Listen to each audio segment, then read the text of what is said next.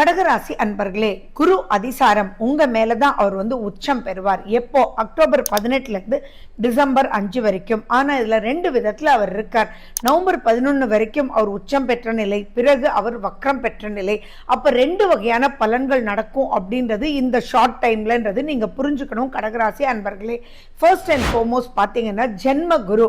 அந்த ஜென்ம குரு அப்படின்றவர் உங்களுடைய 5ஆம் வீடு, 7ஆம் வீடு, 9ஆம் வீடை பார்க்கிறார். அப்போ இது நாள் வரைக்கும் உங்களுடைய லைஃப் பார்ட்னருக்கு நிறைய ஹெல்த் ப்ராப்ளம்ஸ், நிறைய பிரச்சனைகள் பார்த்துட்டு இருப்பீங்க.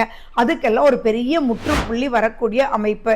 அதே மாதிரி உங்களுக்கும் உங்களுடைய குழந்தைகளுக்கும் நிறைய அந்யோன்யங்கள் இங்கே ஏற்படும். நிறைய பிரெக்னென்ட் ஆகிறதுக்கு உண்டான வாய்ப்புகள் இருக்கு. ஸோ குழந்தை பாக்கியத்துக்காக காத்திருந்து வரம் பெறக்கூடிய ஒரு அற்புதமான ஒரு காலகட்டம். அதே மாதிரி உங்களை நினைச்சு, உங்க நிதானத்தை நினைச்சு உங்களுடைய தந்தை உங்க மேல ரொம்ப சந்தோஷமா இருப்பார். தந்தை வழி சொத்துக்கள் வரக்கூடிய அமைப்பு பிரம்மாண்டமா இருக்கு. ஆனா நவம்பர் 11 இருந்து டிசம்பர் 5 வரைக்கும் நீங்க கொஞ்சம் ஆரோக்கியத்துல எச்சரிக்கையா இருக்கணும். முதல்லயே மைண்ட் கொஞ்சம் சரியில்லாமலே நிறைய கடகராசி அன்பர்களுக்கு இருக்கு. அப்ப இப்ப யோசிச்சு யோசிச்சு என்ன பண்றீங்கன்னே தெரியாத ஒரு நிலைக்குள்ள தள்ளப்படக்கூடிய அமைப்புகள் இருக்கு.